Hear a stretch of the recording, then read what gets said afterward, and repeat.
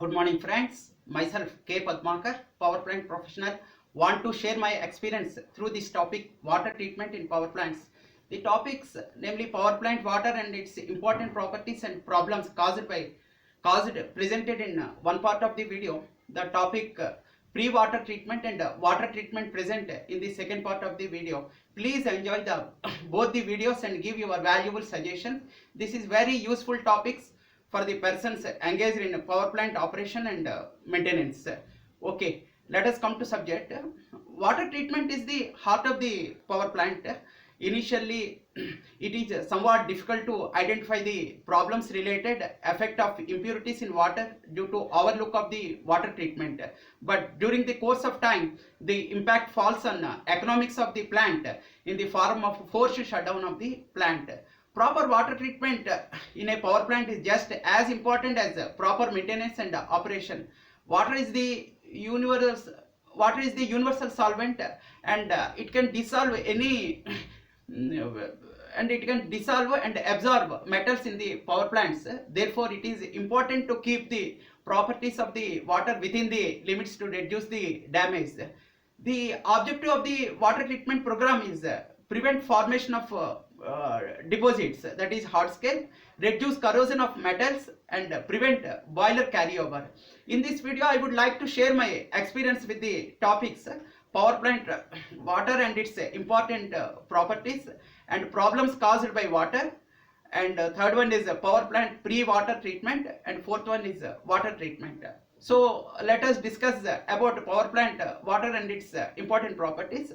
An important property of water is solubility. Water will partially dissolve almost any substances it touches.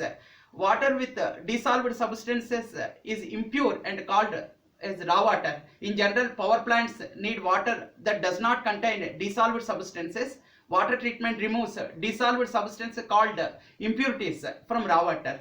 Before going to subject, let us discuss what is water cycle. That is very important. Moisture in the air comes from stored water that has evaporated from land and oceans. This evaporated water then collects in the air to form clouds. The collected water falls from the clouds as either rain, snow, sleet or rain. This falling water is again stored on the land and oceans. All the earth water comes from this never-ending cycle. This cycle provides a large amount of water used by power plants. There are four types of water used by power plants. They are surface water, groundwater, sea water, and recycled water. What is this surface water? The fresh water that collects in lakes, rivers, and streams is called surface water. Power plants are built near large rivers or lakes so that surface water can be used easily. The second one is your groundwater. After surface water seeps into the earth, it called as groundwater. Groundwater soaks below the earth's surface and collects in underground pools or rivers. Then third one is this seawater. Power plants located near oceans or other source of salt water often used as seawater. The use of seawater is limited as it contains large amount of salt and other impurities. Seawater is usually used only for condensing cooling only. This is then the important and the fourth type water is recycled water. Ground surface and seawater are all sources of recycled water only. Recycled water is used over and over in several times of continuous loops. It is using recycled water is means that less new intake water is needed. Some additional water is usually added to recycled system because of evaporation and other losses. This added water is called makeup water, what we call it is. Recycled water is very important because it conserves natural resources and reducing costing also. Then what is impurities found in water? Impurities are any foreign substances in water. Since water is highly soluble, it collects many impurities. Naturally, pure water cannot be found anywhere on earth. Different types of water treatments are used to treat the different water types. The specific water treatment will depend on the purities found in the water and degree of purity needed. Removing the impurities found in water is extremely important. Modern power plants equipped with very expensive and needed pure water. Even a small impure water causes damage to equipment and replacement causes very expensive. Then rainwater is not pure. As water falls from the clouds, it touches impurities in air. The water absorbs dust, smokes and gases and other impurities. When rainwater soaks into the ground, it touches more impurities. Groundwater absorbs dirt, minerals and other substances. Water that does not seeps into the ground collects impurities in rivers, lakes and streams. This surface water also picks up impurities from surroundings also. Small particle, dirt, minerals and other substances also dissolved in surface water. Lakes, rivers and streams also contain impurities not found in ground. Surface water may contain branches, plants, small bushes and other debris also. Seawater has not only most of the impurities found in other surface water but also large amount of salt. Therefore, seawater usually used for only condensing, cooling only. So far as recycled water is concerned, it can have any of the impurities found in other water. However, recycled water is continuously reused after treatment. Recycled water has three major advantages. Number one is only small amount of makeup must be added to the recycled system. Means few new impurities will be added. And second one is using recycled water reduces the amount of impurities discharged. And number three is using recycled water conserves natural water supply. Therefore, using recycled water can reduce power plant costing. However, recycled water must be changed periodically to remove the impurities that build up. There are 7 important water properties are there. What are those properties? Those are, number one is pH of water. Number 2 is silica content of water. Number 3 is dissolved gases in water. Number 4, chlorine residual in water. And number 5, suspended solids in water. And number 6, hardness of water. And number 7 is conductivity of the water. What is this pH of water? It is defined as power of hydrogen. A liquid pH decides whether it is an acid or base. Any liquid with a pH greater than 0 but less than 7 is called an acid. Similarly, any liquid with a pH greater than 7 but less than 14 is called a base. Liquid that have a pH exactly 7 are neither acid nor base. Such liquids are called neutral solutions. What is the importance of this pH? The pH of boiler feed water is very important. The correct pH protects equipment and makes other water treatment easier to perform. Adding acids and base is the most common way to adjust the feed water pH.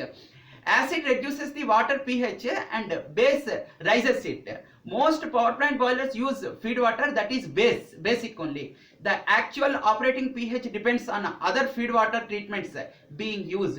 In general, power plants use water with a pH between 8.5 to 9.5. The pH of substance can be measured by dissolving the substance in water. Measuring the ions released in the solution identifies the substance pH. An acid releases hydrogen ion when dissolved in water. For example, hydrochloric acid dissolves as hydrogen and chlorine. Then hydrochloric acid has a pH below 7. A base released hydroxide ion when dissolved in water. For example, the base sodium hydroxide dissolves as sodium and hydroxide ions. Sodium hydroxide has a pH above 7. Water alkalinity is an important pH related property. The alkalinity of water measures its ability to neutralize acids. This means alkaline water absorbs hydrogen ions. In general, water alkalinity increases as water pH increases, and alkalinity is a measure of the strength of base. The higher the pH, the stronger the base. A pH value does not have units also. pH is a ratio of ion amounts only. If a substance is an acid, it has a large amount of hydrogen ions. A strong acid has a more hydrogen ions than weak acids. Similarly, if a substance is a base, it has a large amount of hydroxide ions. A strong base has more hydroxyl ions than a weak base. pH is the measure of the strength of an acid or base. Then silica content of the water, second is your next to oxygen. Silica is the most common substance found in the earth's crust. Silica is a crystalline substance like sand. As the water runs over the earth, it picks up silica. For these reasons, most ground and surface water contains silica. Then what is the importance of the silica in power plants? Even in very low concentrations, silica can harm power plants equipments. Therefore, silica content in boiler feed water checked frequently. These extremely small amount of silica are often hard to detect. Most power plants require feed water and makeup water with virtually no silica. And number 3 is your dissolved gases in water. Water has many dissolved gases. The most common two dissolved gases are oxygen and carbon dioxide. Water may also contain other gases such as ammonia also. What is the importance of this dissolved gases? Water can absorb any gases come in touch. Therefore, dissolved gases in feed water will vary depending on the source of water. The amount of oxygen and carbon dioxide in boiler feed water are important to power plant. Oxygen, carbon dioxide dissolves in water can corrode plant equipment. So these must be removed from feed water before entering into the boiler. Most power plant limited feed water dissolved oxygen to less than 0.005 ppm and carbon dioxide level should also be close to 0. Then fourth one is your chlorine residual in water. Chlorine is a low cost chemical that kills most biological life. A chlorine residual is the amount of chlorine in treated water. What is the importance of this chlorine residual? When chlorine is added to water, it can kill algae, bacteria, slimes and other microorganisms. This is called biological fouling. These type of life are found in virtually all water. Killing these microorganisms is very important to power plants. When allowed to grow, these microorganisms multiplies. Eventually, these growth can harm plant equipments also. Killing biological life is usually done by adding liquid or gaseous chlorine to the water. When chlorine is added to water, it reacts to form two acids.